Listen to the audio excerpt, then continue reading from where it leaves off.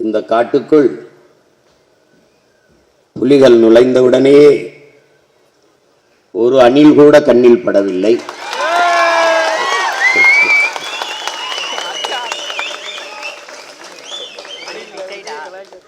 அணில்களுக்கும் சேர்த்துத்தான் காடு வளர்க்க நாம் பாடுபடுகிறோம்.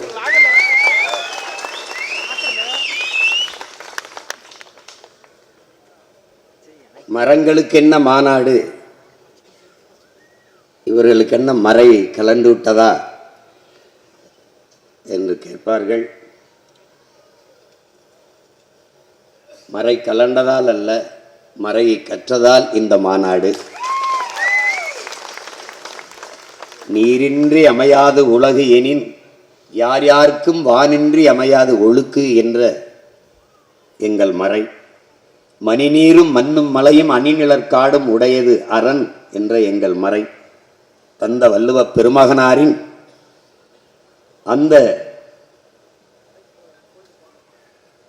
வழியில் நின்று வளர்கிற வாழ்கிற பிள்ளைகள் என்பதால் இந்த மாநாடு.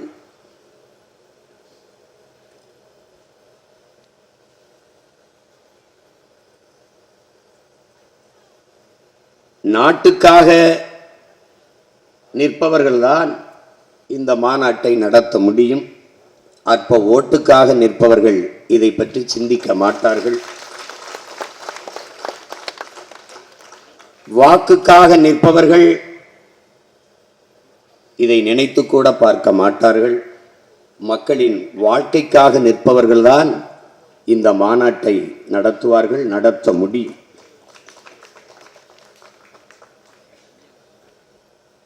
இங்கே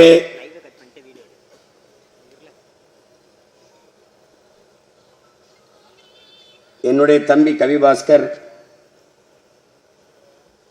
எழுதிய கவிதை நூலை நாம் வெளியிட்டோம். நான் மரங்களுக்காக மாநாடு போடுகிறோம், நீ கொஞ்சம் கவிதை எழுதித்தா என்று கேட்டேன். அவன் எழுதி அந்த காலம் கடந்து விட்டதால் அது காட்சிப்படுத்த முடியவில்லை. அதை நூலை நாம் வெளியிட்டோம். எல்லோரும் வாங்கி நீங்கள் படிக்க வேண்டும். அதிலே என் தம்பி எழுதியிருக்கிறான், காடும் காடு சார்ந்த இடமும் முல்லை, அது தமிழன் வைத்த பெயர். காடும் காடு சார்ந்த இடமும் கொல்லை, அது திராவிடம் தந்த துயர் என்று எழுதியிருக்கிறார்.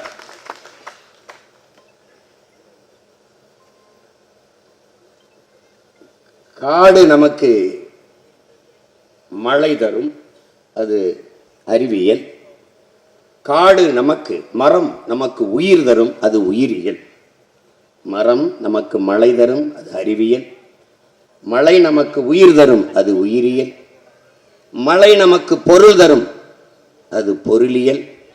எல்லாம் தந்த மரத்தை வெட்டி கொலை செய்கிறாயே, இது என்னடா அரசியல் என்று அதிலே என் தம்பி எழுதியிருக்கிறார். இங்கே மரம் போல நிற்கிறாயே என்று சக மனிதனை யாரும் திட்டாதீர்கள். ஏனால் எந்த மனிதனும் மரம் போல வாழ்வதில்லை. மனிதன் வேறு, மரம் வேறு என்று அந்த கவிதை நூலிலே என் தம்பி கவிபாஸ்கர் எழுதியிருக்கிறார். இன்னும் ஒரு நூல் வெளியிட்டோம், என்னுடைய தம்பி தபுசங்கர் அவர்களுடைய கவிதை நூல். அந்த கவிதையெல்லாம் என்னுடைய தம்பி அருள்ராஜன் அவர்கள் நெறியாள்கையில் எடுத்து சொல்லிக்கொண்டே வருகிறார். வாழ்நாள் முழுதும் மரத்தை வெட்டியவனுக்கும் சவப்பட்டி தந்தது மரம் என்று ஒரு கவிதை தம்பி எழுதியிருக்கிறார்.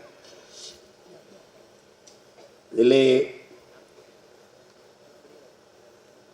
மரத்தின் அருமைகளை எடுத்து சொல்கிற அரிய கவிதை படைப்புகளை என் தம்பிகள் இருவரும் தந்திருக்கிறார்கள். வாங்கி நீங்கள் படிக்க வேண்டும், நம் பிள்ளைகளுக்கு படிக்க கொடுக்க வேண்டும். மரத்தின் அருமை குறித்து அருமை பெருமக்கள், அன்பு தம்பிகள், நம்முடைய போற்றுதற்கும் வணக்கத்திற்கும் உரிய கவிஞர் பெருமக்கள் எல்லாம் நமக்கு எடுத்து சொன்னதை கவிதையாகவும் காணொளி ஆவணங்களாகவும் பார்த்தோம்.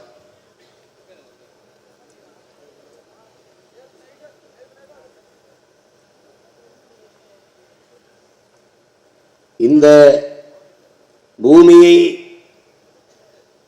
சமநிலைப்படுத்துவதில் மரத்தின் பங்கு மகத்தானது என்பதுதான் அறிஞர்கள் எல்லோருடைய கருத்து.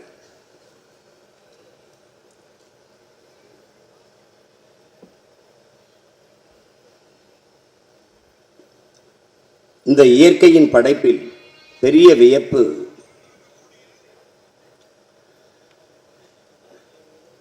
எல்லா உயிர்களும் மூச்சுக்காற்றை, உயிர்காற்றை, ஆக்சிஜனை சுவாசித்துவிட்டு நச்சுக்காற்றை வெளியிடும். மனிதர்கள் உட்பட எல்லோரும், மனிதர்கள், விலங்குகள், பறவைகள் எல்லாம். ஆனால் மரங்கள், தாவரங்கள் மட்டும்தான் நச்சுக்காற்றை சுவாசித்துவிட்டு உயிர்காற்றை, ஆக்சிஜனை வெளியிடும். நம் முன்னால் அடர்ந்து இருக்கிற இந்த மரம் கார்பன் டை ஆக்சைடை, கரிய அமில வாயுவை சுவாசித்து விட்டு உயிர்காற்றான ஆக்சிஜனை வெளியிடுகிறது. அதனால் நாம் உயிர் வாழ்கிறோம். நாம் உயிர்காற்றை சுவாசித்து விட்டு நச்சுக்காற்றை வெளியிடுகிறோம். இந்த இயற்கையின் இந்த முரண் விதி இல்லை என்றால் உலகில் எவ்வுயிரும் வாழ முடியாது. அதை நினைவில் வைத்துக் கொள்ளணும். அதனால் மரம் அல்ல, நம் உயிர் என்பதை நாம் உணர வேண்டும்.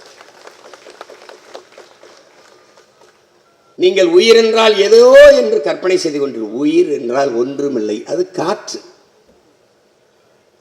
என்றைக்கு நீங்கள் சுவாசிக்கிற மூச்சை உள்ளிழுத்து வெளியிடுகிற திறனை இழக்கிறீர்களோ அன்றைக்கு மரணிக்கிறீர்கள். அவ்வளவுதான்.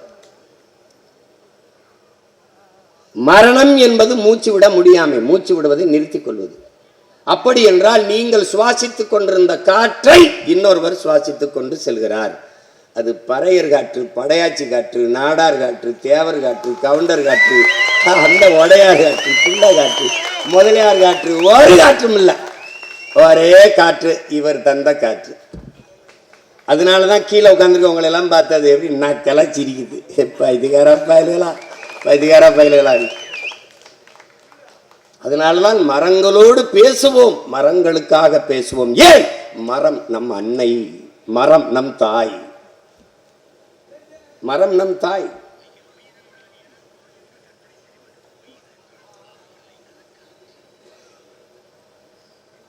மரத்தின் அருமையை தெரிந்த அறிஞர்கள் எவ்வளவு! நம்மோட வாழ்ந்த பெருமக்கள், நம்முடைய அப்பா நம்மாழ்வார் அவர்கள், நாம் படித்தறிந்த வங்காரி மாத்தாய், அங்கே நம்முடைய அறிவியலின் அடையாளம் ஐயா அப்துல் கலாம் அவர்கள், அம்மா அல்பாசா அவர்கள், மீரா அல்பாசா புதுச்சேரி அன்னை அவர்கள், நம் அருமை சகோதரன் ஜனங்களின் கலைஞன் என்ற இளம் கலைவாணர் விவேக் அவர்கள், ஐயா அப்துல் கலாம் அவர்களை சந்திக்கும் போது, நீங்கள் 1 கோடி மரம் நடுங்களே, நீங்கள் நடுங்களே விவேக், நீங்கள் நடும்போது மற்றவர்களுக்கு ஒரு முன்னுதாரணமாக இருக்கும், அவர்களுக்கு ஒரு உந்துதலாக இருக்கும், ஒரு எடுத்துக்காட்டாக இருக்கும் என்று சொன்ன காரணத்திற்காக அன்றிலிருந்து மரம் நடுவதற்கு தொடங்கினார். 36 லட்சம் மரங்களை நட்டிருந்தார். 1 கோடி மரத்தை தொடுவதற்கு முன்பு அவர் உயிர்காற்று நிறுத்தப்பட்டு விட்டது. அதுதான் அங்கே இருக்கிறது அவருக்கு. அதனாலே தான் நன்றி செலுத்துகிறோம். அதுபோல இன்றும் நம்மோடு வாழ்ந்து கொண்டிருக்கிற பெருமக்கள், நம்முடைய ஐயா மரம் மாசிலாமணி அவர்கள், நம்முடைய சூழியல் பாசறையினுடைய தலைவராக நம்முடைய ஐயா முனிசாமி அவர்கள், இயற்கை வேளாண்மை குறித்தும் மரத்தின் அருமை குறித்தும் இயக்கம் நடத்தி கொண்டிருக்கிற நம்முடைய அப்பா கல்லு நல்லசாமி அவர்கள், எத்தனை பெருமக்கள் இங்கே நன்றி செலுத்தப்பட்டது. நீங்கள் ஜாதவ் பயாங் அசாமில் ஒரு தனி மனிதன் ஒரு காட்டை உருவாக்கியிருக்கான், தனி மனிதன். இதெல்லாம் உங்களால் நீங்கள் படிக்கணும். ஐயா நக்கீரன் அவர்கள் எழுதிய எறும்பு என்ற நூல், 6 கால் மனிதர்கள்ங்கிற நூல், சின்ன புத்தகம், 10 பக்கம் 15 பக்கம், தாய் விஷயத்தை படிக்கணும். எடுத்த உடனேயே ஜாதவ் பயாங்கை பற்றி தான் அவர் கட்டுரை எழுதியிருக்கிறார். இன்னும் நம்மோடு எண்ணற்ற பெருமக்கள் மரத்தை மரம் என்று கருதாது மானுடத்தின் உயிர் என்று கருது நேசித்து வளர்த்து கொண்டிருக்கிற மக்கள் எத்தனை பேர், தம்பி பியூஷ் மணிஷ் போன்ற எத்தனை பேர் மக்கள் இன்னும் நம்மோடு வாழ்ந்து கொண்டிருக்கிறார்கள். அதிலே என் அன்பு இளவல் செம்மைவனம் செந்தமிழன் அவர்கள் ஒரு வரட்டு காட்டை காடாக மாற்றியிருக்கிறார். இந்த காடு, இந்த காட்டின் வரலாறு மொத்தம் 68 ஏக்கர். இது ஒரு வறண்ட காடு. அன்னைக்கு எங்க ஐயா சொல்றார், வாங்கும் போது 1500 ரூபாய்க்கு ஒரு ஏக்கர் வாங்கினாண்டா, வெறும் பொட்டல் காடு என்று 91 வாங்கினேன் என்கிறார். இப்போது எப்படிப்பட்ட வனமாக இருக்கிறது என்று பாருங்கள். மண்ணை நேசித்தவன் செய்கிற மகத்தான பணி. என் அன்பு தம்பி தங்கைகளே, ஆண்களும் தாயாக முடியுமா என்றால் முடியும். மண்ணில் ஒரு மரத்தை நட்டால் என்கிறார். நீங்கள் எப்படிப்பட்ட தேசத்தில் வாழ்கிறீர்கள் என்றதை எண்ணி பார்த்தால் உங்கள் முன்னால் நின்று பேசுகிறவர்களுடைய கருத்து மகத்தானதாகப்படும். காடுகளை எல்லாம் வெட்டி அழித்து விட்டு விரைந்து செல்ல ரோடுகளை போட்டவர் ஆட்சியாளர்கள். நிதிநிலை அறிக்கையிலே தூய காற்றுக்கு 4500 கோடியை ஒதுக்கினார். தூய காற்றுக்கு என்று நிதிநிலை அறிக்கையிலே பட்ஜெட்ல தூய காற்றுக்கு 4500 கோடி.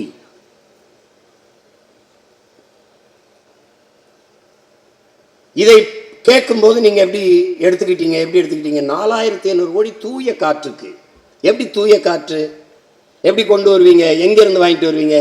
எந்த நாட்டில இருந்து வாங்கிட்டு வருவீங்க சொல்லுங்க? பாதுகாப்புக்கு ரபேல் விமானம் பிரான்ஸ்ல வாங்கினீங்களா அப்படியா? இல்ல பெட்ரோல் டீசலை வேற நாட்டில் வாங்குறீங்களா அப்படியா? காற்றை எங்கிருந்து வாங்கி வருவீர்கள்? அதை எப்படி தன் நாட்டு குடிகளுக்கு விநியோகம் செய்வீர்கள்? எப்படி எப்படி? சூரிய தந்தை கடல் தாய் இருவர் இணைவில் புணர்ச்சியில் நீராவியாகி மேலே போய் குளிர்ந்து மேகமாகி தூய குடிநீரை வீட்டு வாசலில் கொட்டுகிறது மழை. அதை தேக்கி சேமித்து வைக்காமல் அடுத்த நொடியில் கடலிலே கலக்க விட்டு, இயற்கையின் சுத்திகரிப்பை விட நீ பெரிய சுத்திகரிப்பு பண்ணிருவியா? கடல்ல கலக்க விட்டுட்டு கடல் நீரை சுத்திகரித்து குடிநீராக்கி தருகிறோம் என்று 50,000 கோடிக்கு பணம் ஒதுக்கிய ஆட்சியாளர்கள் கிட்டே நீங்கள் வாழ்ந்து கொண்டிருக்கிறீர்கள்.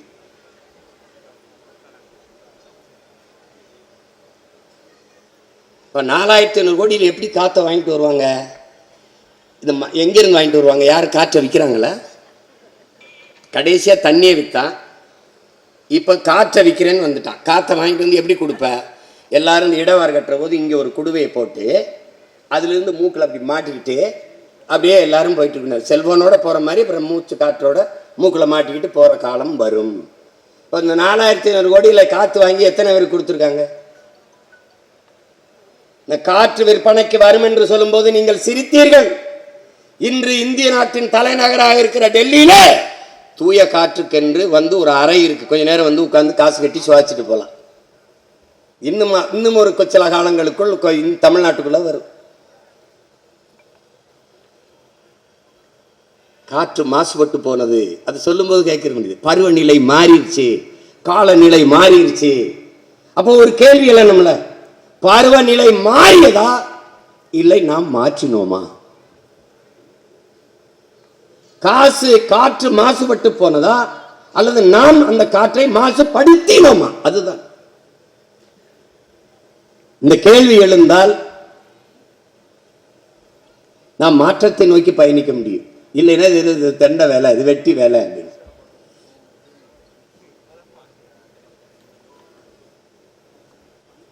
உலகம்ங்கிறது என்ன? உயிரினங்கள் என்ன?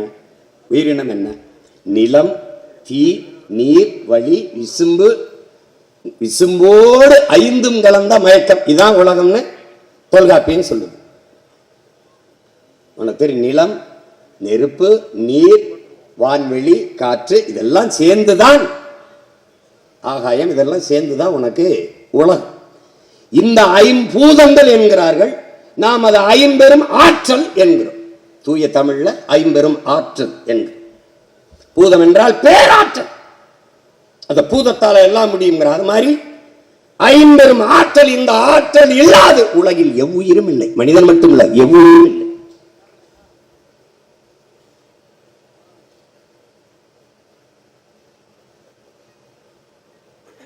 அதிலே அந்த விசும்பு, அந்த காற்றை தருவது மரங்களை தவிர வேறொன்றும் இல்லை. வெறுமனே வீசுகிற நச்சு காற்றை மூச்சு காற்றாக மாற்றி தரக்கூடிய மகத்தான படியை இந்த மரங்கள் தான் செய்யுது. இதை நன்கு நாம விளங்கணும். இப்போ புவி வெப்பமாகுது, புவி வெப்பமாகுது அப்படின்னு அது சட்டுன்னு புவி வெப்பமாகுதுன்னு ஒரு வார்த்தையில் பிடிச்சிடறான். அது காரணம் என்ன? காரணம் என்ன அதை பார்க்கணும்ல. அதுக்கு என்ன காரணம்? அதுக்கு காரணம் இங்கே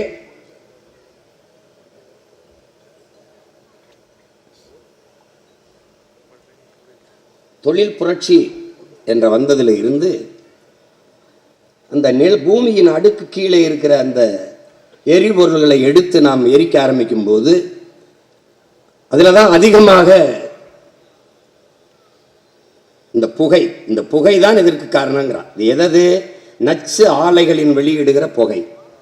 இன்னைக்கு ஸ்டெர்லைட்டு, இந்த இங்கே எண்ணூரில் இருக்கிற ஆலைகள், இந்த மாதிரி இந்த நச்சு ஆலைகளினுடைய புகை, அதோட இந்த கார்கள் வெளியிடுகிற பெட்ரோல் டீசல் புகை, இது எல்லாம் இங்க இருந்து போற தூசி, இந்த மின் உற்பத்தி இங்க இருக்குல்ல, இப்ப இந்த அணு உலை, இந்த மாதிரி இவையிலிருந்து போற நச்சு புகைகள், இதெல்லாம் சேர்ந்துதான், இதெல்லாம் சேர்ந்து என்ன ஆயிருது? புவியை வெப்பமாக்குதுங்கிறான். நீங்க நல்லா கவனிச்சுக்கணும். 450 கோடி ஆண்டுகள் ஆயிடுச்சு இந்த பூமி உருவாகி. சூரியனுக்கு நமக்கும் 15 கோடி கிலோமீட்டர் இருக்கு. எவ்வளவு? 15 கோடி கிலோமீட்டர்ல நம்ம இருக்கோம். 15 கோடி கிலோமீட்டர்ல இருக்கிற நாமே இந்த மரத்துக்கள் இருக்கும் போதே வெப்பமா இருக்கு. அப்ப வெளியில வேணா எப்படி இருக்குது? அப்ப எவ்வளவு பெரிய வெப்பம் இருக்கு பாருங்க. 15 கோடி கிலோமீட்டருக்கு அங்க இருக்காம, ஆனாலும் நம் வெப்பத்தை தாங்கிக் கொள்ள முடியல. ஆனால் வளிமண்டலம் என்று விண்வெளியில் வளிமண்டலம், காற்று படலம் என்று இருக்கு. வளிமண்டலம் அதுதான் அந்த வெப்பத்தை, சூரியனில் இருந்து வருகிற வெப்பத்தை பூமிக்கு நேரடியாக வரவிடாமல் தடுக்குது. தடுத்து எப்படி நம்ம ஃபில்டர் பண்ணுதுன்னு சொல்லுவோம்ல, அப்படி தடுத்து அங்கிருந்து பட்டு தெரிக்குது. அப்படி தண்ணி தரையில் ஊத்துன சிமெண்ட் தரையில் ஊத்த தெரிக்கும்ல, அப்படி சூரிய ஒளி அப்படி வெப்பம் அப்படி தெரிச்சு அதான் நிறப்பிரிகைங்கிற புறவுதாக்குதுங்கிற. மொத்தமாவே இது வெள்ளையா தான் இருக்கணும். அது ஏன் அப்ப வானமும் கடலும் நீளமா இருக்கு? இந்த நிறப்பிரிகையில் நீல நிறம் அதிகமா இருக்கு. இந்த வான வெள்ளை எல்லா வண்ணமும் தெரியும், வெள்ளை தெரியாது. அப்ப புறவுதா கதிர்கள் சிதறதுனால வானம் முழுக்க நீளமா தெரியுது. பெரும்பரப்புல இருக்கிற கடல் நீங்க கவனிச்சுக்கணும். இந்த பூமி பந்துல இந்த இதுல 70 விழுக்காடு நீர் தான், 30 விழுக்காடு தான் நிலப்பரப்பு.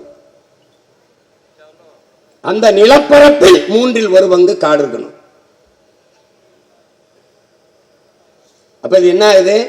அங்க இருந்து நேரடியாக வெப்பம் பூமிக்கு வராமல் தடுக்கிற வேலையை வளிமண்டலம் என்ற காற்று படலம் செய்கிறது. அந்த காற்று படலத்தை உருவாக்குவது யார்? அது இந்த காடுகள் தான், மரங்கள் தான். அதை நம்ம என்ன சொல்றோம்? ஓசோன் படலம்ங்கிறோம் அறிவியல் பேர்ல. நம்ம தமிழ்ல வளிமண்டலம், காற்று படலம்னு சொல்றோம்.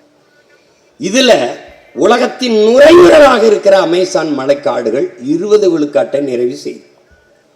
மீனெல்லாம் கடலுக்குள்ள இருக்கிற நீல பச்சை பாசி, அறிவியல் பேர் ஆல்கா, நம்ம சொல்றது நீல பச்சை பாசி.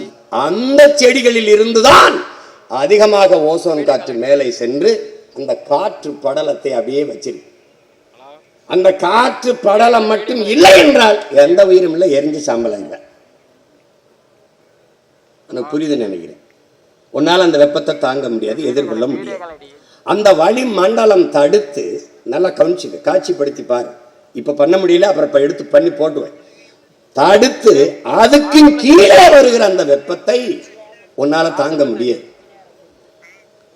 அப்ப தாங்குற அளவிற்கு தடுத்து நிறுத்துபவன் யார்? இந்த மரங்கள். இந்த மரம் என்ன செய்யுது?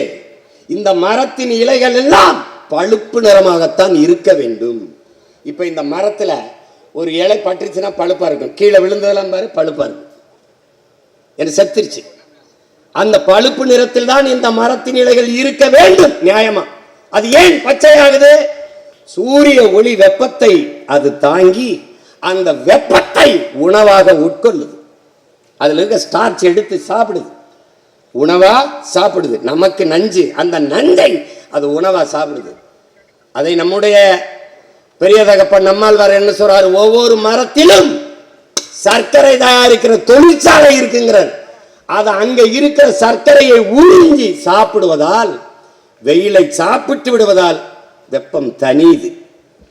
பழுப்பு நிறத்தில் இருக்க வேண்டிய, மஞ்சள் நிறத்தில் இருக்க வேண்டிய இலை பச்சை நிறத்தை அடையுது.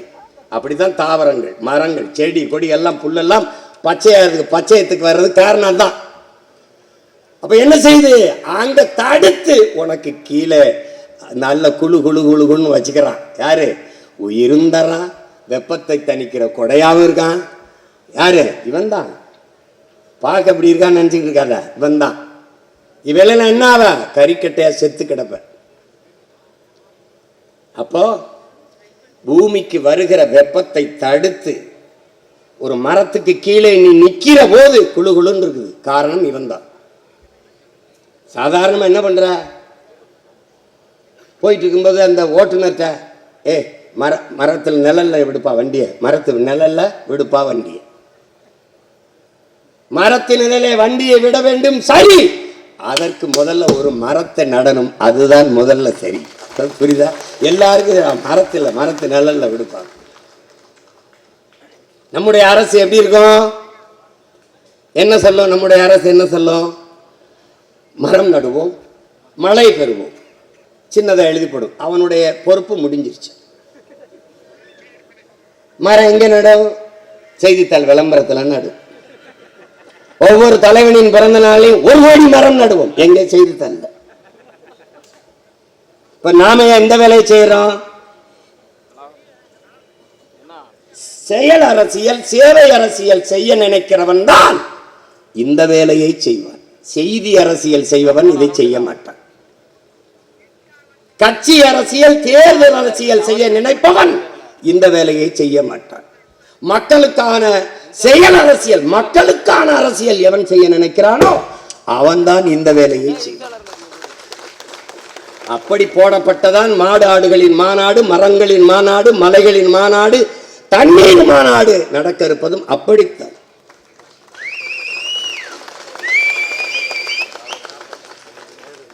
செல்வம் என்றால் என்ன? முதலில் செல்வம் என்றால் என்ன? காடு செல்வமடா, ஆடு மாடு செல்வமடா, அறிவு செல்வமடா, கடலின் வளம் செல்வம், மலை செல்வம், மணல் செல்வம். செல்வம் என்றால் அதான் செல்வம். பைத்தியக்காராணி வச்சிருக்க காந்தி படம் போட்ட அது வல்லடா செல்வம், அது தாளடா தாள். அந்த தாளை தந்தவன் இவன் தானடா, இவன் தானடா, இவன் தானடா செல்வம்.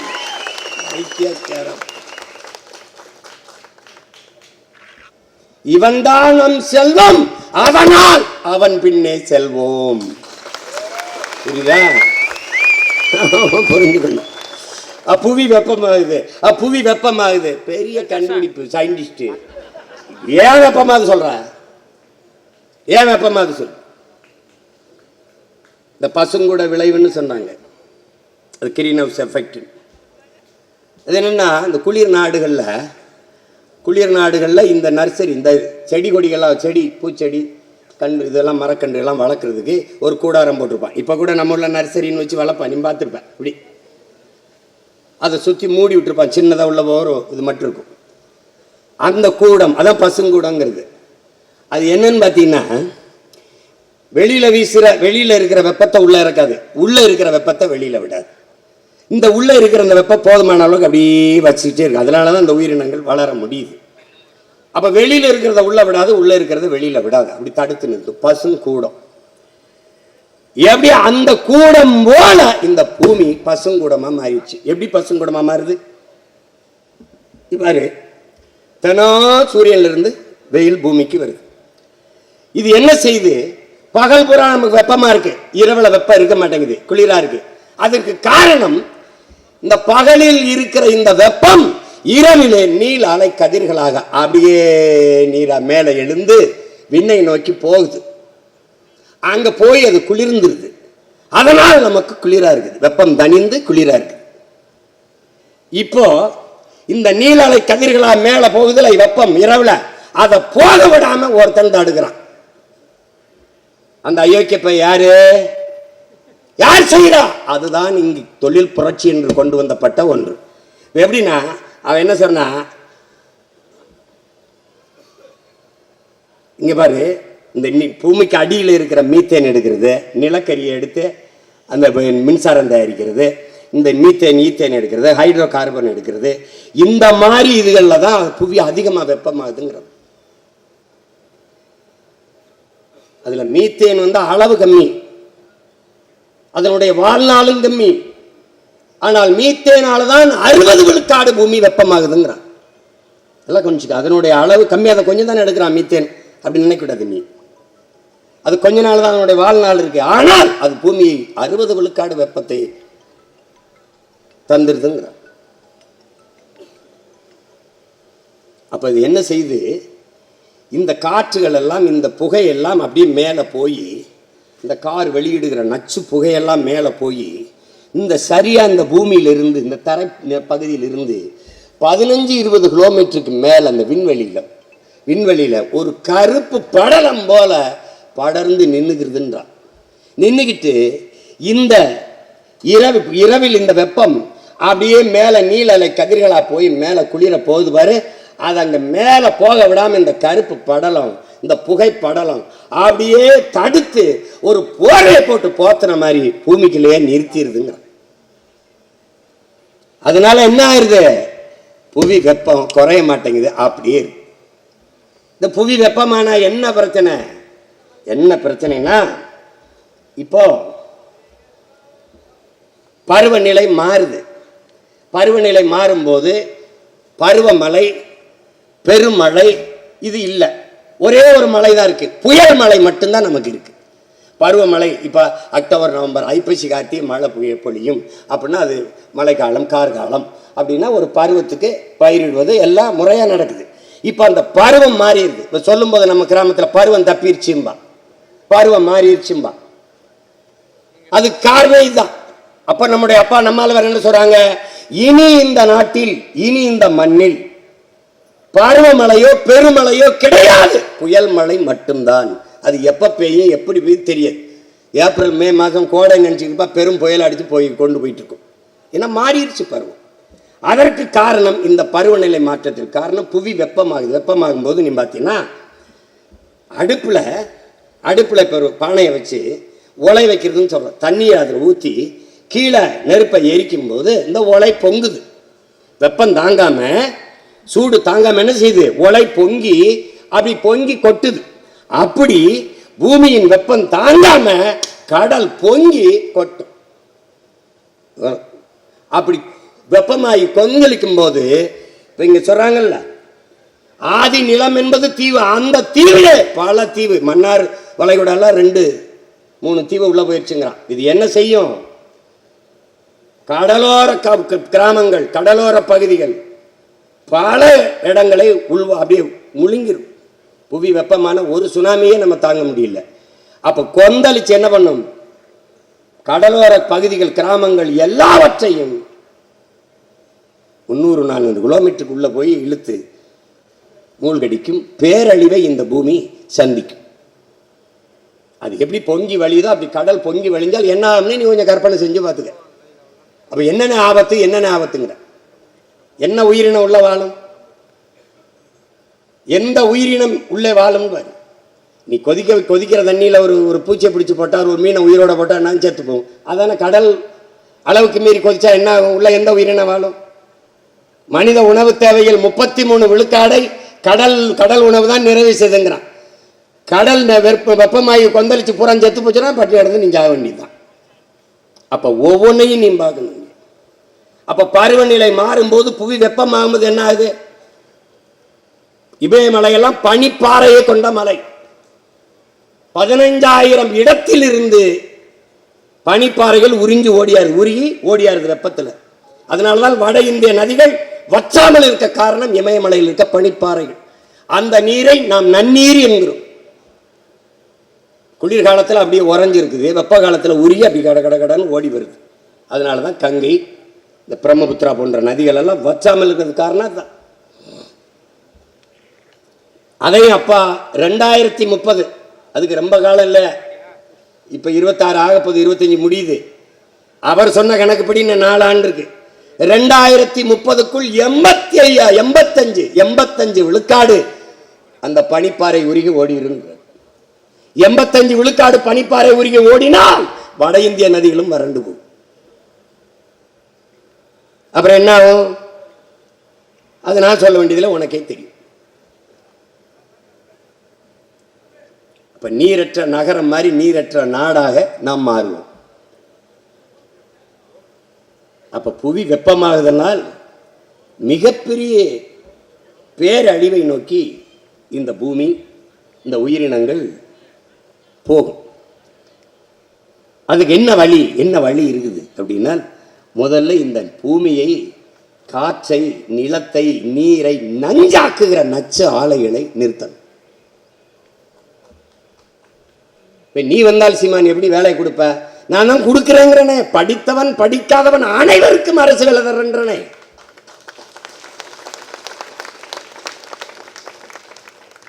நீ இன்னைக்கு கடைபிடித்தோம் கொள்வார் இல்லைங்கிற மாதிரி நான் நல்லதை சொன்னா இவன் கேட்கிறேன். எப்படி நான் தான் தர்றேங்கிறேன். மூடா சாம்சங்ல தான், நோக்கியோ, கொண்டாய், அதுல தான் வேலையே. அதெல்லாம் வேலையிட நிலமும் வளமும் சார்ந்த தொழிற்சாலைகள், வேலை வாய்ப்பு, வளர்ச்சிங்கிற.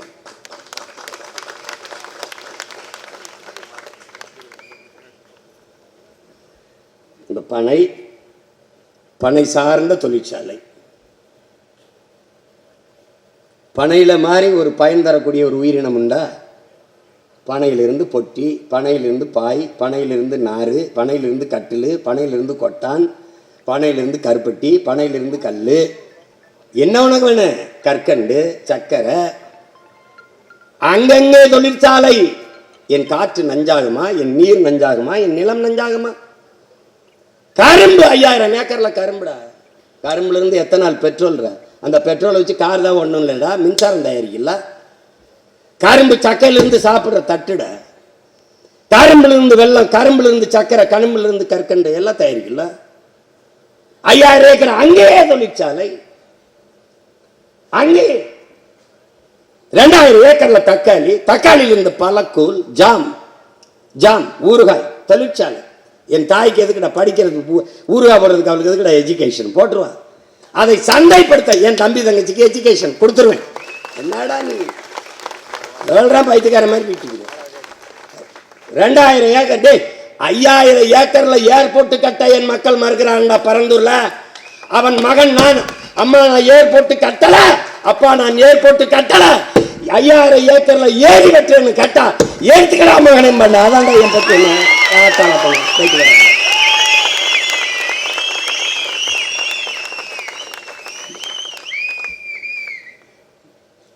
கொஞ்சம் யோசிக்கணும், மாற்றி யோசிக்கணும். ஏன் இந்த மகன் யோசிக்கிறேன்? அவனை பெத்த தலைவன் எப்படி தலைவன்? ஒருத்தன் ஒரு போராளி மகன் ஒரே ஒரு தேக்கு மரத்தை வெட்டிட்டான்டா. எங்க வெட்டினா? நாட்டில் இல்ல, அவன் வீட்டு வாசல்ல வெட்டிட்டான். இது சத்தியமா உண்மை, எங்க அண்ணன் மேலானே உண்மை, நீ நம்பு. வெட்டிட்டான். எனக்கு எப்படி தெரியும்னு இல்லை. நான் பாட்டுக்கு போயிட்டே இருக்கும்போது கொஞ்சம் இருக்கும்போது அவங்க ஒருத்தன் குடத்தை வச்சா, அண்ணா வணக்கம்னு ஒரு கண்டுகளை வச்சுக்கிட்டே வணக்கம் போட்டே இருப்பான். ஒரு வாரம் கழிச்சு என் தம்பி சேரா கேட்குறேன், யாருன்னு கேளு. அண்ணா என்னன்னு கேளுங்க, என்ன பண்ணிக்கிட்டு இருக்கான்னு கேளுங்கன்னொன்னே, என்னப்பா அப்படின்னோடனே அப்படியே தலைவர், ஒன்றும் இல்லைண்ணா, இதை வந்துன்னா ஒரு மரத்தை வெட்டிட்டேண்ணா. மரத்தை வெட்டிட்டியா? என்ன பண்ண? வீட்டு வாசல் ஒரு தேக்கு நினச்சேன்னா வெட்டிட்டேன்னா, அது தலைவர்கிட்ட போகிற யாரோ சொல்லிட்டாங்கண்ணா. அதுக்கு கூப்பிட்டு தண்டனை கொடுத்துட்டேன். என்ன தண்டனை? இந்த தேக்கு ஒரு மரம் வெட்டிட்டியா? ஆமாங்க, 1 லட்சம் மரக்கன்று நட்டுட்டு வான்னு. அப்புறம் அடப்பா இப்போ எவ்வளோ பண்ணியிருக்காங்க? 30-35 லட்சத்துக்கிட்ட நட்டுருப்பண்ணா. இன்னும் கொஞ்சம் இருக்கு, இன்னும் 30,000 நட்டுருப்பண்ணா, இன்னும் 1 லட்சத்துக்கிட்ட கொண்டு போகணும்னா. அப்படி ஒரு குடத்தை வச்சுக்கிட்டு கண்ணை வச்சுக்கிட்டு சுற்றிக்கிட்டே இருக்காப்புல, நட்டுக்கிட்டே இருக்காப்புல காடு காடா. அங்கே தூரத்தில் நிற்கும்போது அண்ணா நம்ம ஆள் பாருங்க அங்கே நட்டுக்கிட்டு இருக்காப்புல பாருங்க அப்படின்னு அவன் காட்டினான். அண்ணா இதெல்லாம் நான் நட்டது நான் வந்து அவனும் இதே மாதிரி 30,000-40,000 கண்டுகள்லாம் நட்டுட்டான். அப்படி இன்னைக்கு படங்கள் காணொலிகள் வருது எங்களுக்கு. என் தலைவன் நேசித்து நேசித்து நட்ட தேக்கு சவுக்கு இந்த காடுகள் இருக்குல்ல, அந்த காடு அப்படியே இருக்கு. அவன் பேரை சொல்லிட்டு இதே மாதிரி நாடு எங்ககிட்ட இல்லை, ஆனால் என் தலைவனின் காடு அப்படியே இருக்கு. அந்த காட்டை நேசித்தவன், இயற்கையை நேசித்தவன், இயற்கையின் மகன் என்பதை உணர்ந்ததால் தான் இயற்கை எனது நண்பன் என்று முதல்ல வச்சேன். வாழ்க்கையின் தத்துவ ஆசிரியன், வரலாறு என் வழிகாட்டினான். அப்ப அவன் மகன் நாங்க மரத்தை நேசிக்காம என் மக்களை நல்லபடியா வாழ வைக்கணும்னு நினைப்பதால் தான் மரத்தை நட்டு வளர்க்கணும்னு நினைக்கிறோம்.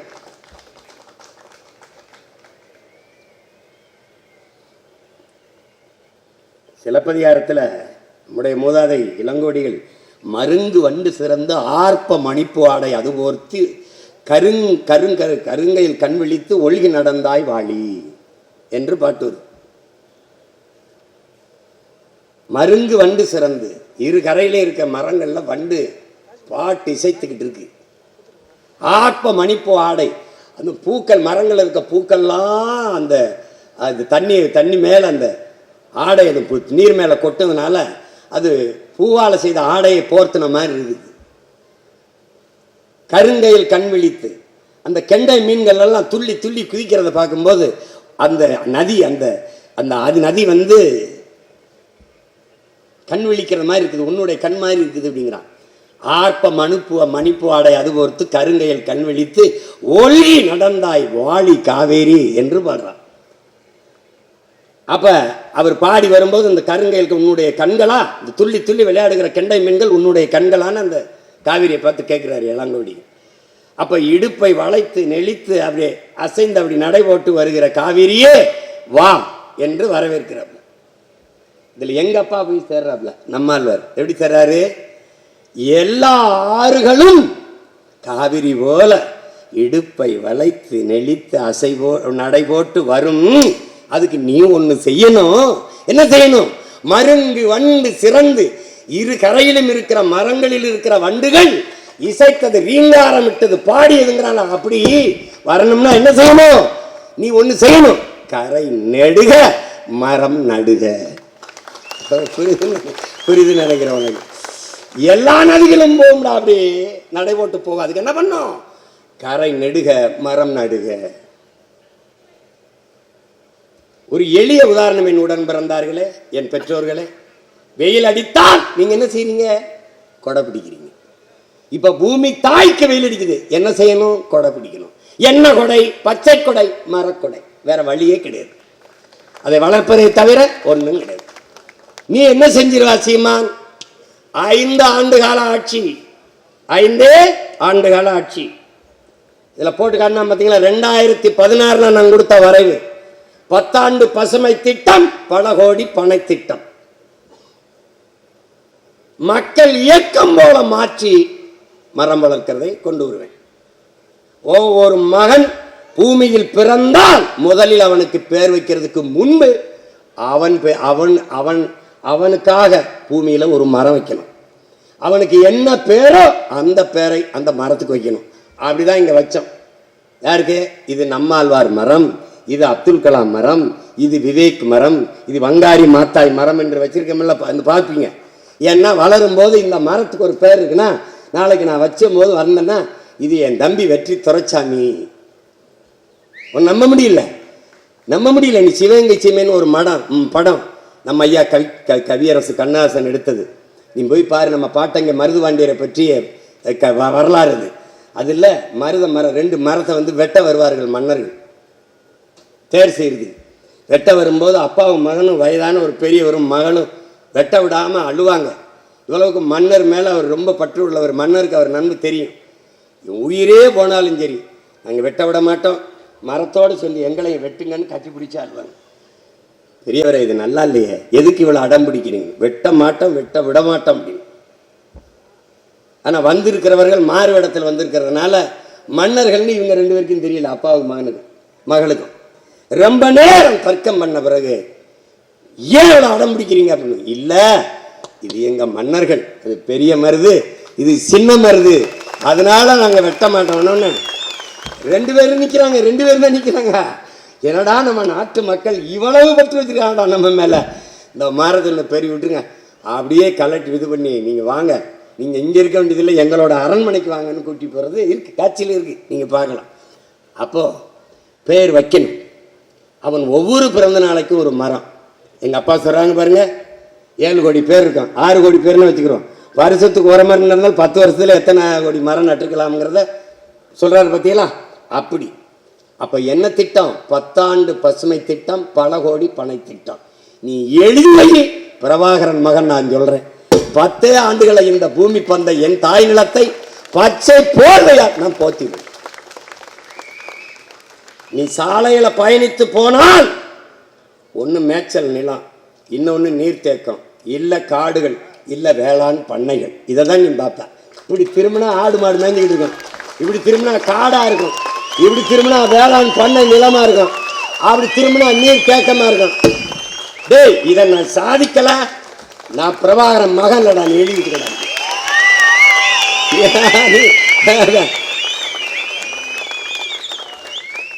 தம்பி, நான் உதட்டிலிருந்து இதை சொல்லலை, உள்ளத்திலிருந்து சொல்றேன், இதயத்தின் அடித்தளத்திலிருந்து எடுத்து சொல்றேன். புரியுதா? யாரு எழுதி கொடுத்து வந்து நான் பேசல தம்பி,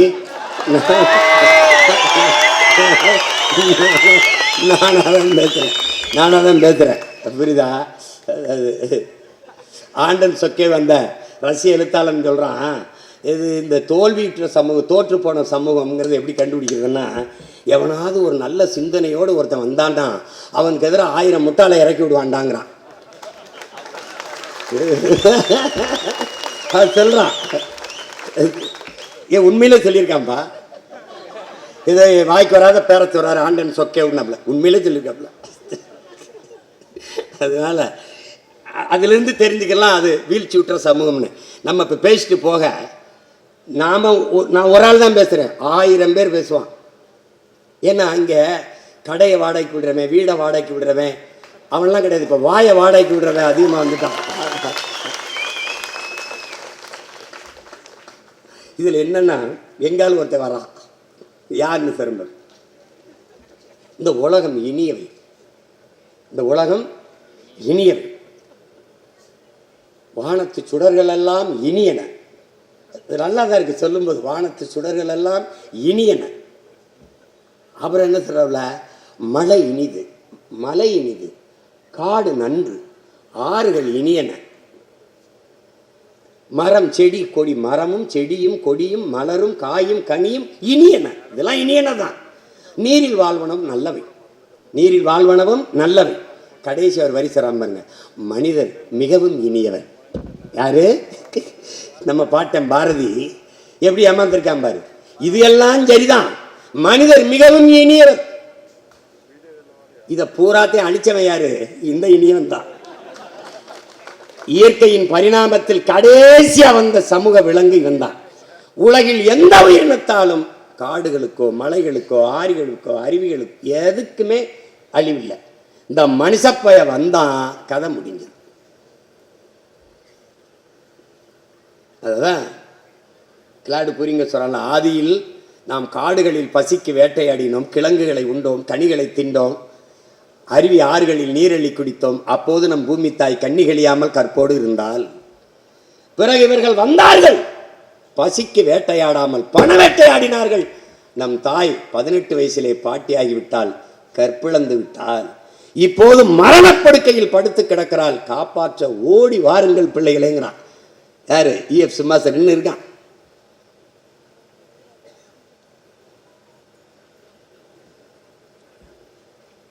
அப்ப இத அதே பிரான்ஸ் மண்ணியல் ஆய்வறிஞர் கிளாடு புரிங்கவும் இதைதான், இந்த கருத்தை தான் வலியுறுத்துறார். அவன் என்ன சொல்றான், உன்னால் உருவாக்க முடியாத ஒன்றை உனக்கு அளிக்கிற உரிமையை யார் கொடுத்தது? இந்த இயற்கைனா என்ன? எது மனிதனால் உருவாக்கப்படவில்லையோ அது எல்லாமே இயற்கை தான். மனிதனால் உருவாக்கப்பட்ட ஒன்றிற்கும் அடிப்படை இயற்கை தான். இப்போ இது எது? இந்த என் திரை இது மனிதனால் உருவாக்கப்பட்டது. இப்போ நான் பேசிட்டு இருக்கிற இந்த ஒளி வாங்கி மனிதனால் உருவாக்கப்பட்டது, இந்த ஒளி பெருக்கி மனிதனால் உருவாக்கப்பட்டது, இந்த மேடை இது மனிதனால் உருவாக்கப்பட்டது தான். ஆனால் இதுக்கான மூலம் யார் தந்தது? இவதான், பூமி தாய் தான், இயற்கை தான். விண் உயர கட்டடம், சந்திரமண்டலத்தை தொடர விண்கலம் பறக்குது மேலே, கடலில் மிதக்கிற கப்பல், சாலையில் போகிற வேகமாக போகிற வாகனங்கள், எல்லாவற்றத்துக்கும் மூலம் தந்தவள் பூமி தான். கழுத்தில் போடுற வைரம், தங்கம் எல்லாம் அவதான். எல்லாவற்றையும் தந்த உன் தாய்க்கு நீ என்ன தந்தாய்ங்கிறதான் கேள்வி. பூமி என்பது பூமி அல்ல, நம் தாய். ஒரு தாய்க்கு என்ன நோய் இருக்கிறதோ அது தன் பிள்ளைகளுக்கு வரும். உனக்கு காச நோய் இருந்து இருமுனா அம்மாவுக்கு இருக்கான்னு கேட்பான். மஞ்சக்கான் மாலைக்கன் இருந்தா உன் பரம்பரைக்கு உன் தாய்க்கு இருக்கான்னு கேட்பான்.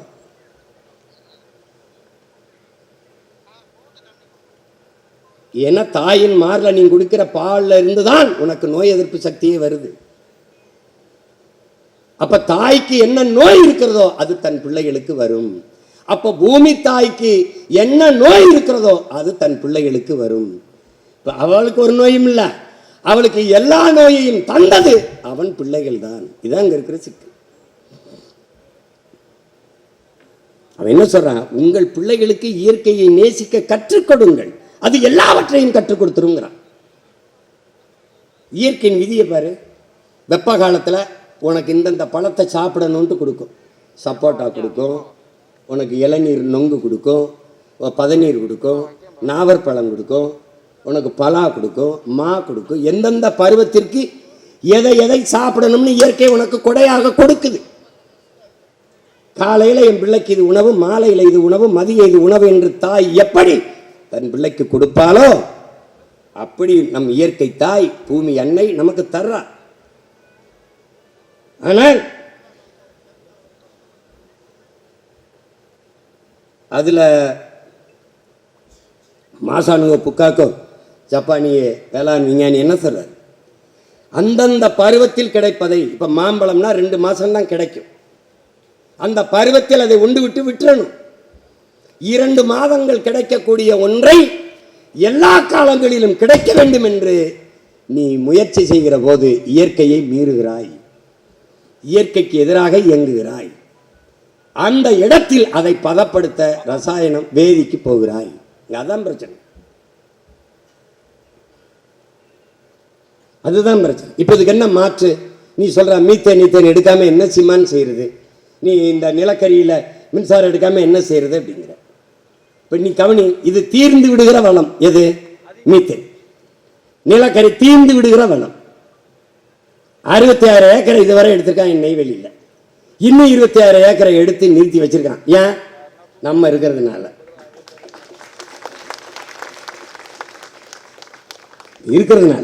பூமி தாயை அப்படியே ஈரக்கொலை, இதயம், நுரையீரல் எல்லாத்தையும் அறுத்து அறுத்து போய்கிட்டே இருக்கான். அவன் மன்னார்குடி வர போறத அவன் திட்டம். ஆனா நீ நெய்வேலியை தாண்டக்கூடாதுங்கிறது நம்மளுடைய திட்டம். இப்ப நீ வந்தா என்ன சிவாசிமான் இழுத்து போட்டு வெளியேறு, வெளியேறா. போரின் பேரழிவிற்கு பிறகு கூட மக்களை மீள்குடியேற்றம் செஞ்சிட முடியும். ஆனால் நிலக்கரியும் மீத்தேனும் ஈத்தேனும் எடுத்த இடத்தில், அணுலை வடித்த இடத்தில் என் மக்களை மறுகுடியும் அமர்த்த முடியாது. அப்ப நான் தாய் நிலத்தை இழக்கிறேன். அப்ப என்ன செய்யணும்? நீ வெளியேறு. இப்ப மரபுசார் மின்சாரம் இருக்கு, என்ன இருக்கு? இயற்கையில தயாரிக்க முடியும். என்ன? 66 ஏக்கர்லையும் போனா சூரிய மின் தகடை 66 ஏக்கர்லையும் போன இடையில தூக்க காற்றாலை மின்சாரத்தை, காற்றாடியை போடுறான். எவ்வளவு மின்சாரம் தயாரிக்கலாம் நீ எண்ணி பார்த்துக்கட. ஏன் அதை செய்ய முடியாது? ஏன் செய்ய முடியாது? மக்கிய இலைதலை கழிவு, ஆடு மாட்டு கழிவு, மனித கழிவில் இருந்து எவ்வளவு வேணாலும் மீத்தேன் பயாகாசி எரிகாற்றை எடுத்துக்கொள்ள முடியும் என்கிற போது, இயற்கையாக எரிகாற்றை எடுத்துக்கொள்ள முடியும் என்கிற போது, எதற்காக என் பூமி தாயின் ஈரக்கொலையா இருக்கிற 1000-1500 அடிக்கு கீழே போய் அவன் நுரையீரல், இதயத்தை, சிறுநீரகத்தை ஏன் இருக்கிறாய்? ஏன் திருப்பி எடுத்து வெளியில போட்டினா அந்த இடத்தை எப்படி வளப்படுத்த முடியும்? மறுபடி வருமா? அந்த மீத்தேன் நிலக்கரி எப்படி வந்தது? பல ஆயிரம் ஆண்டுகளுக்கு முன்னாடி பூமிக்குள் புதைந்து சிதைந்து அழிந்து காற்று அழுத்தம் வெப்பத்தாலும் மக்கி அப்படியே கரியாகி போன மரங்கள் இவைதான். செடி கொடிகள் கரியாகுது. அப்படின்னா பல ஆயிரம் ஆண்டுக்கு முன்னாடி என்ன பண்ணிருக்கான்? அந்த நிலத்தில் என் இனத்தான் என் முன்னவன் வாழ்ந்திருக்கான். அதுக்கு சான்று கீழடியில தோண்டும் போது நீ அறியுற. அப்ப அது என்ன ஆயிருது? மக்கி மண்ணோடு மண்ணா போய் அழுத்தத்தாலும் வெப்பத்தாலும் கரியாயிருது. அந்த கரிக்கு இடையில கொஞ்சம் காற்று படியுது. அந்த காற்று எரிகாற்று, மீத்தேன், ஈத்தேன். அதை எடுக்கணும். உறிஞ்சி அந்த காற்றை வெளியில எடுக்கிறதுக்கு குழாயை போட்டு முதல்ல அங்கே இருக்கிற சுற்றி இருக்கிற தண்ணியை புறம் எடுத்து வெளியில் ஊற்றணும். ஊற்றிட்டு இந்த காற்றை உறிஞ்சணும். தண்ணியை புறம் எடுத்து வெளியில் ஊற்ற 1000 அடிக்கு கீழே போய் உறிஞ்சிக்கிட்டே வந்தால் அது கடல் மட்டத்திற்கு போயிருது அந்த குழாய். அப்போ இந்த தண்ணீரை எடுத்து ஊற்ற கடல் நீர் உள்ளே வந்து கடல் நீரை உறிஞ்சி நிலத்தில் ஊற்றுவேன். கடல் நீரை உறிஞ்சி நிலத்தில் ஊற்றுனா நிலம் விளைநிலமாக இல்லாமல் உப்பளமாக மாறும். இந்த பேராபத்தை உணர்ந்ததால தான் அதை எடுக்காத நிறுத்துன்றோம். அப்ப என்ன செய்யறது? வா, என்னுடைய ஆடு மாட்டு கழிவு, மக்கிய இலைதலை கழிவு, மனித கழிவுல இருந்து நீ எவ்வளவு வேணாலும் மீத்தேனை ஈத்தனை எடுத்துக்க முடியும், பயோகேஸ் எடுத்துக்க முடியும். இங்க வந்து அந்த முறைக்கு வா. விளங்குதா?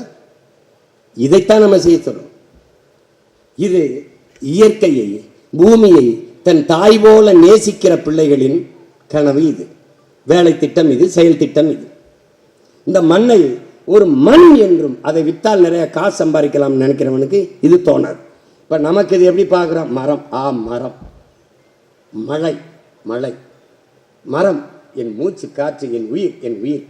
மரம் பறவை குருவிகள் வீடு, பறவைகளுக்கான உணவு, மரம், மரம் நிழல், நிழல்.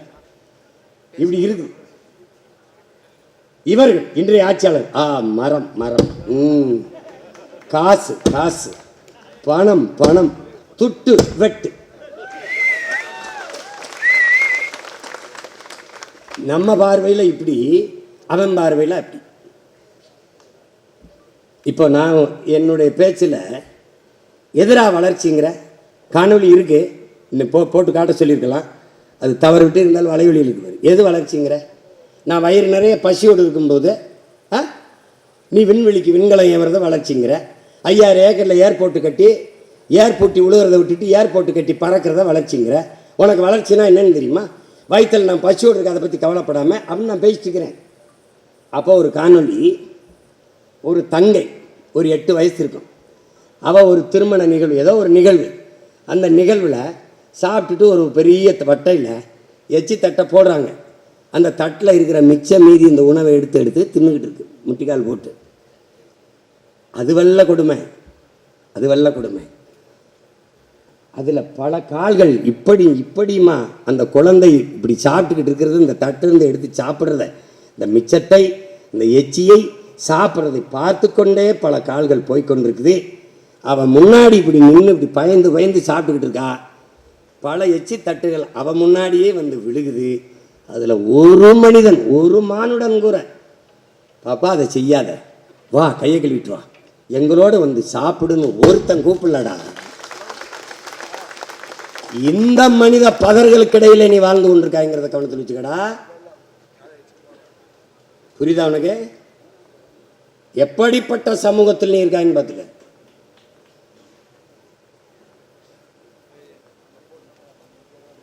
ரொம்ப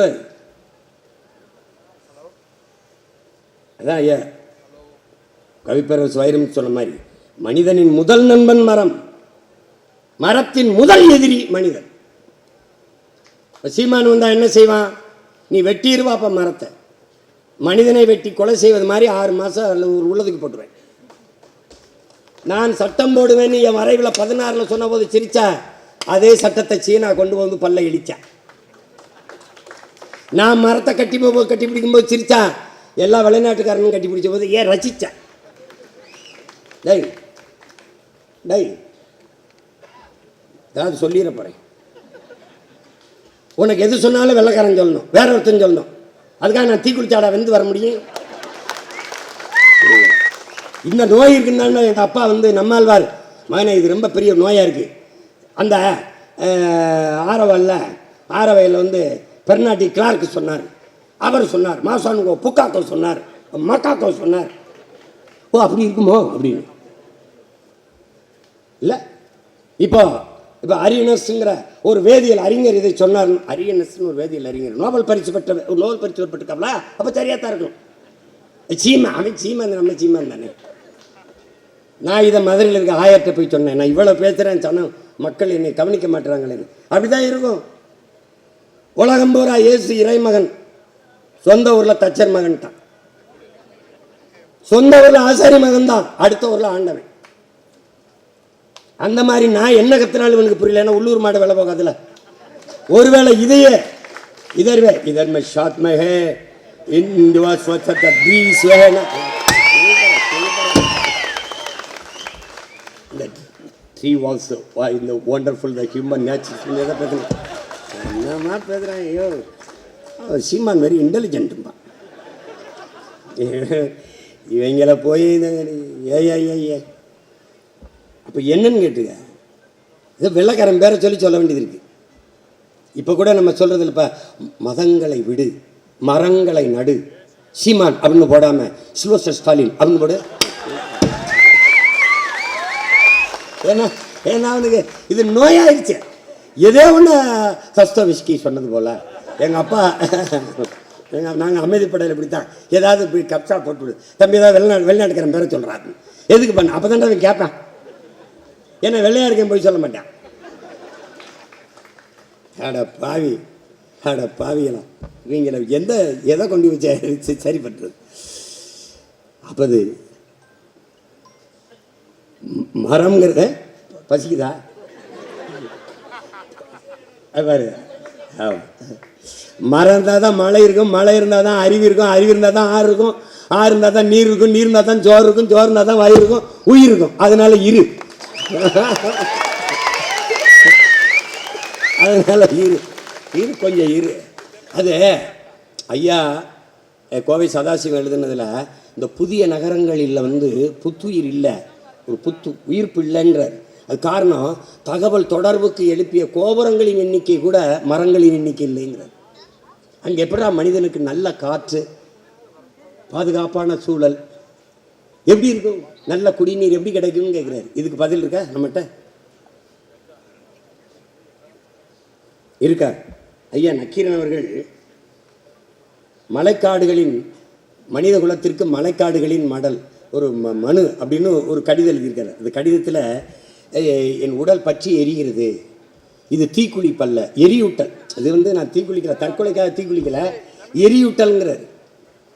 பற்றி எரிகிற இந்த நெருப்பில் இரத்த நாளங்களான அந்த ஓடைகள் கொப்பளிக்கிறது, அப்படியே வெப்பத்தில் கொப்பளிக்கிறது. ஏரிகள் வெப்பத்தில் ஏரிகள் கொதித்து நீராவியாகிறது, ஏரிகள் கொதித்து நீராவியாகிறது. அப்ப அந்த இயற்கை தாவரங்கள் எல்லாம் கருகி, இயற்கை தாவரங்கள் இதர பிறகு இதில் மற்ற தாவரங்கள் எல்லாம் கருகி சாகிறது. அதிலே ஊர்வன, பரப்பன, நீந்துவன, கொறிப்பன, எல்லா விலங்குகளும் எல்லா பறவைகளும் எரிந்து சாம்பலாகிறது. அதில் மரம்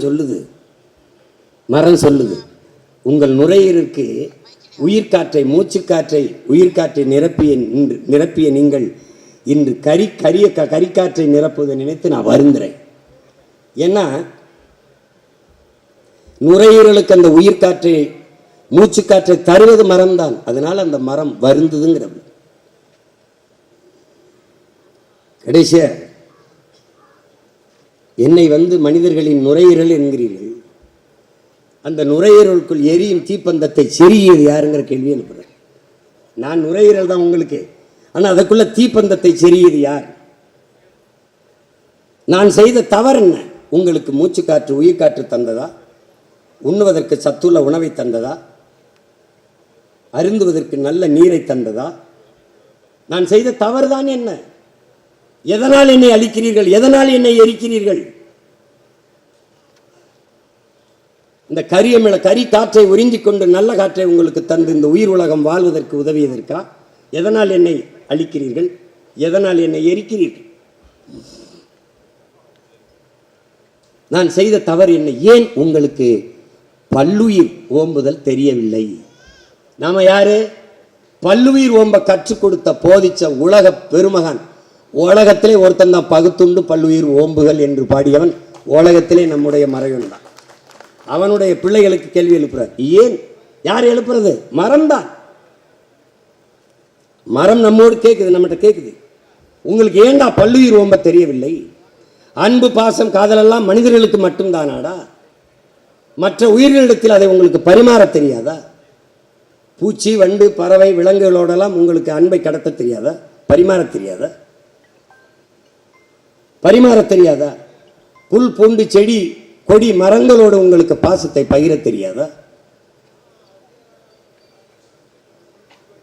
அருவி ஆறு ஏரி குளம் மலை இவற்றையெல்லாம் உங்களுக்கு நேசிக்க தெரியாதா? பாதுகாக்க தெரியாதா? தெரியாதா? தெரியுமா தெரியாதா? யார் கேட்கிறா? மரம் நம்மை பார்த்து உங்களுக்கு தெரியுமா தெரியாதாடா? புல்லின் பசி நீர், புலியின் பசி மானின் பசி புல், புலியின் பசி மான். உலகில் எல்லா உயிரினத்திற்கான பசிக்கும் உணவு இருக்கிறது, மனிதர்களின் பசியை தவிர. ஏன்னா மனிதனுக்கு இருக்கிறது பசி அல்ல, பேராசை. அந்த பேராசை என்று சொல்லக்கூடாது. அந்த பேராசை என்பது பெருந்தீ. அதுதான்டா என்னை எரிக்குதுங்கிறது.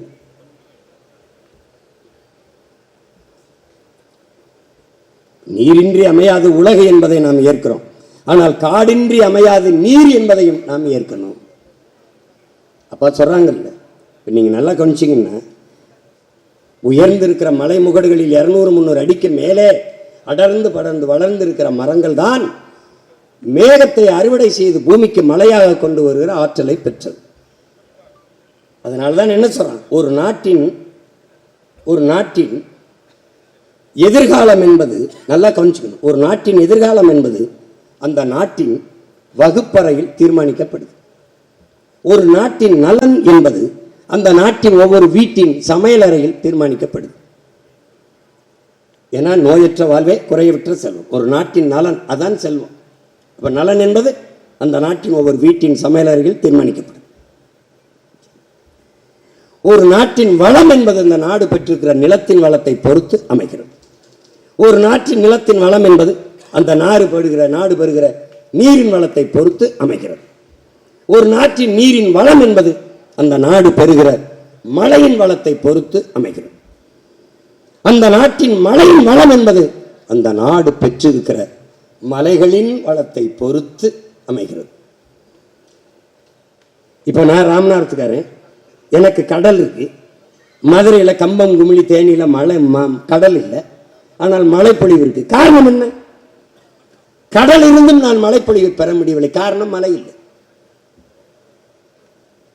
அதனால் மழை இல்லை. அங்கே நீராவி ஆறுகிற மேகம் மேற்கு தொடர்ச்சி மலையாக இருக்கிற இங்க மதுரை தேனி கம்பம் குமிழியில தடுத்து நிறுத்தி பூமிக்கு மழையா வருது. அங்கே மழைப்பொழிவை பெற முடியுது. அவன் வளமாக இருக்கிறான், நான் வறண்டு இருக்கேன். இது விளங்குது. அப்ப அந்த மலை மேலே அடர்ந்து உயர்ந்து இருக்கிற அந்த மரங்கள் தான் பூமிக்கு மேகத்தை அறுவடை செய்து மழையை கொண்டு வரும். எங்க குளிர்ச்சியா இருக்கோ அங்க மேகம் மழையை கொட்டும். அடர்ந்த காடுகள் இருக்கிற பகுதியில் காடுகள் குழு குழு என்று குளிர்ச்சியா இருக்கும், மழையை கொட்டும். இல்லை என்றால் மேகம் திருப்பி கடலிலே போய் குளிர்கா இருக்கிறனால அங்கே மழையை கொட்டும். இதுதான் இயற்கை. அப்போ மழை இல்லை என்றாலும் மரம் இல்லை என்றாலும் மழை இல்லை, நீர் இல்லை, சோர் இல்லை, உயிர் இல்லை. எனவே மரம் நம் உயிர். அதை புரிஞ்சுக்கணும். இவ்வளவு மரம் நமக்கு கற்பிக்குதே,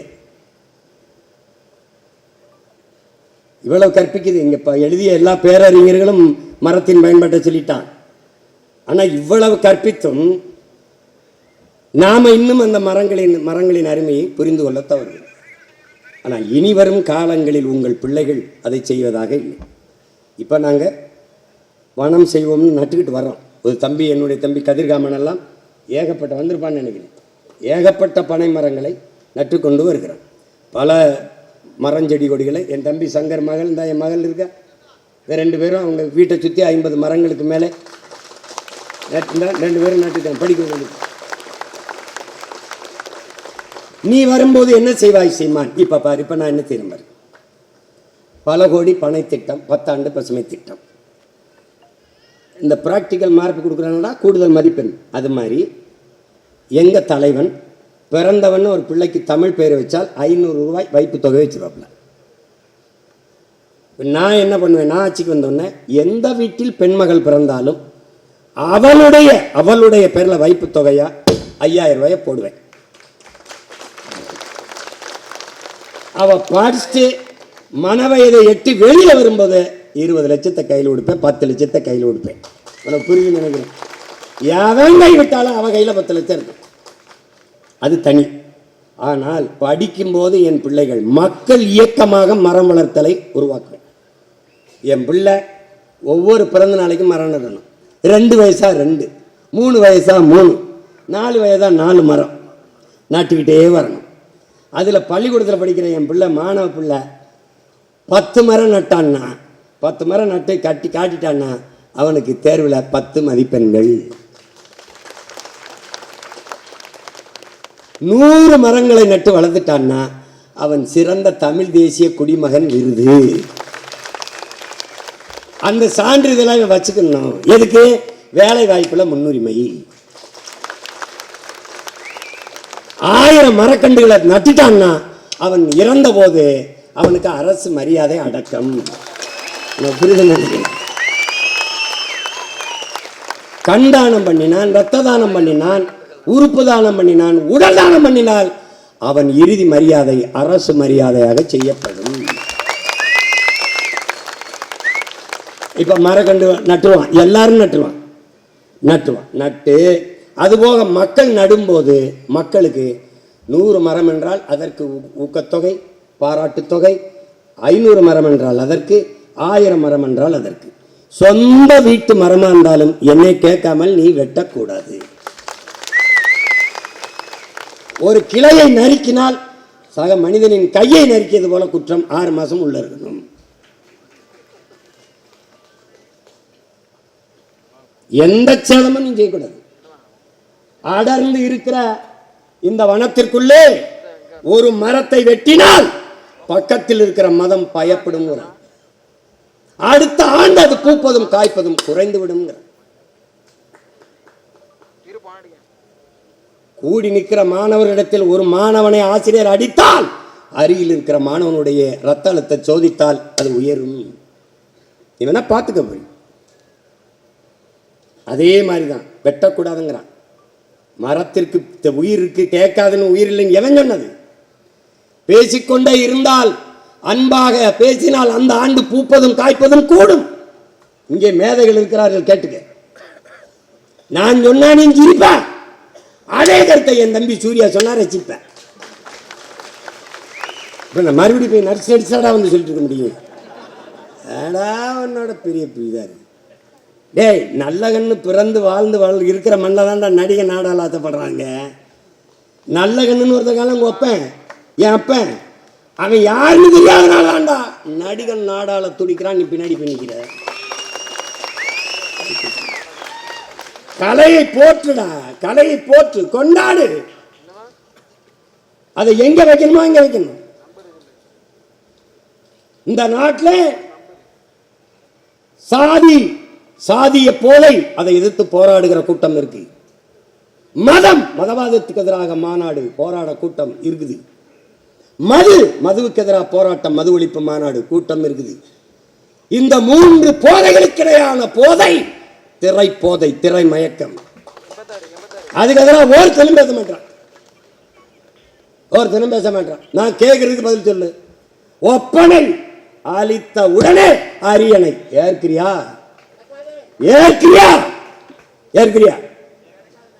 நடித்தால் நோட்டை தருவோம் வாழ்வதற்கு, நடிப்பதை நிறுத்தினால் நாட்டை தருவோம் ஆள்வதற்கு.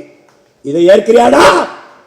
அறிவார்ந்த தமிழ் சமூகத்தின் பிள்ளையானி, ஆன்றோரும் சான்றோரும் பிறந்த மண்ணிலே உலகத்தில் எந்த இனத்திலும் பிறக்காத பேரறிஞர்கள் வள்ளுவன், கம்பன், இளங்கோ, எவ்வளவு பெரிய தத்துவ ஞானி, புத்தனும் சித்தனும் பிறந்த பூமியிலே உலகத்திற்கு அறிவை கடன் கொடுத்த இனத்திலே எதுவுமே இல்லை, எதுவுமே இல்லை. யாரு அரசியல் பிழைத்தோர்க்கு அரங்குற்றாகும். என்னைக்கடா பண்ணா, என்னைக்கு பண்ணா? முறை செய்து காப்பாற்றும் மன்னவன் மக்களுக்கு இறை என்று வைக்கப்படும். எங்க இருக்கு அஞ்சாமை, அறிவு, ஊக்கம் இன்னான்கும் எஞ்சாமை ஈகை ஈகை இன்னான்கும் எஞ்சாமை வேந்தற்கழகு.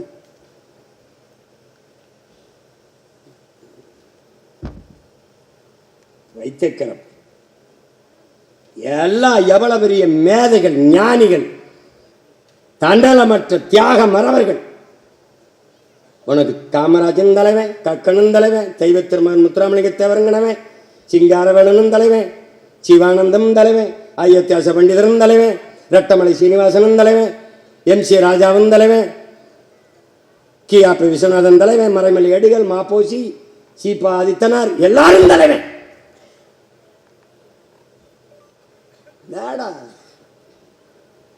தலைவனா என்னன்னு ஒண்ணுடா, தலைவனா தெரிஞ்சுக்கடா. தலைவனா தண்ணீரில் கரைத்தாலும் தண்ணீரில் தன்னையே கரைத்து சுவையை கூட்டும் உப்பாக இருக்கணும்டா தலைவன். தன்னையே எரித்துக் கொண்டு உலகத்திற்கு வெளிச்சத்து தருகிற மெழுகுவர்த்தியா இருக்கணும்டா தலைவன். அப்படி இருந்த தலைவன் என் இனத்திலே என்னுயிர் தலைவன் மேதகவே பிரபாகரன். அவன் ஒருவன் தான் இந்த இனத்துல ஒரு கோட்பாட்டை முன் வச்சான். நான் வீழ்ந்தாலும் சரி என் இனம் எழுந்தால் போதும், நான் செத்தாலும் சரி என் இனம் வாழ்ந்தால் போதும்.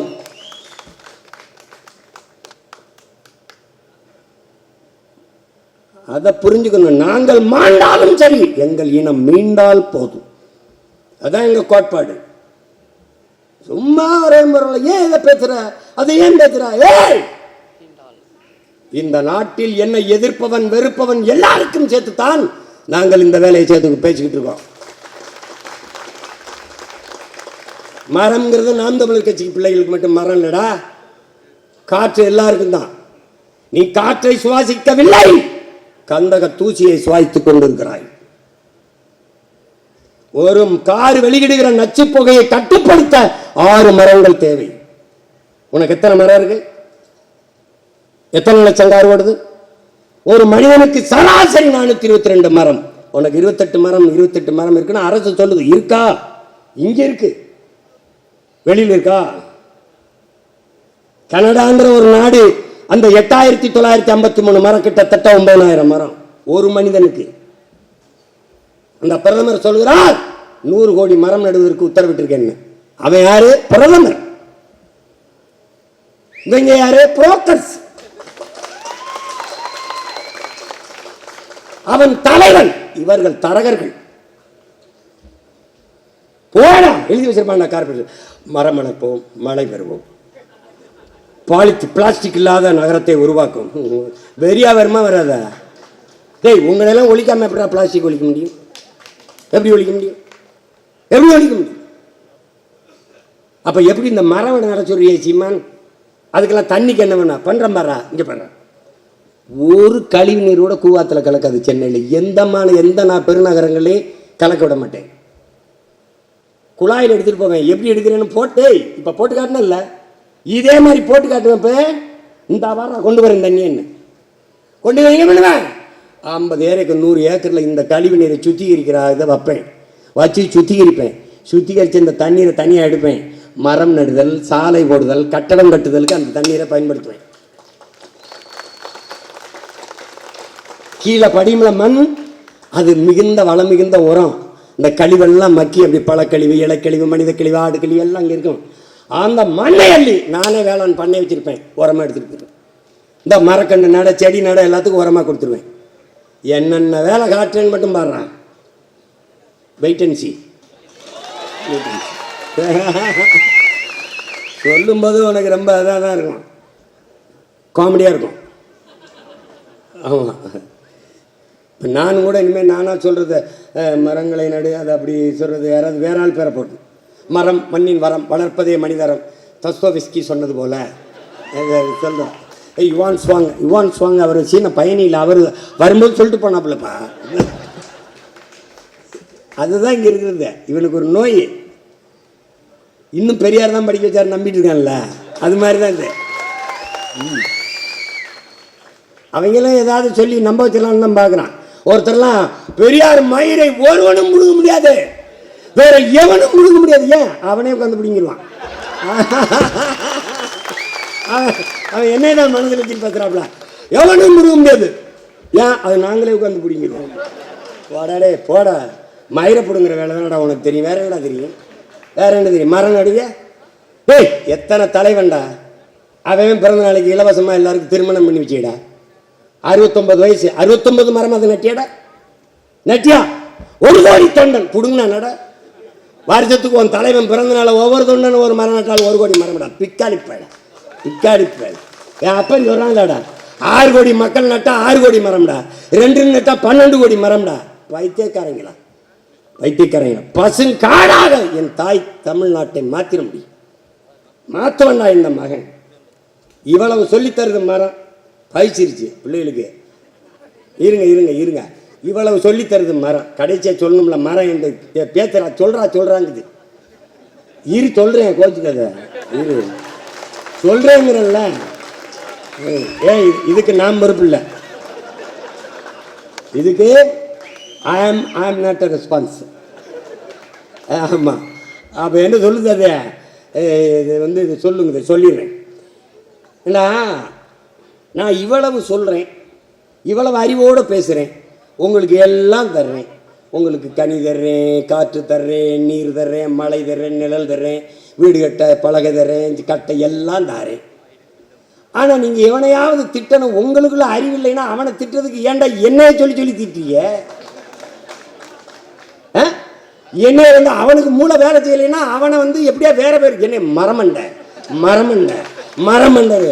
ஏன்டா ஏன்டா என்னைய கவலைப்படுத்துறீங்க? அதுக்கு நன்றி கடனாடா? இவ்வளவு செய்கிற எனக்கு நன்றி கடனா? மரமண்ட மரமண்டன்னு திட்டுறதுக்காடா உங்களை அப்படி வளர்த்துருக்கேன்? டேய், உங்களுக்கு இருக்கிறது மரமண்டா, மயிர் மண்டை. நன்றி, வணக்கம்.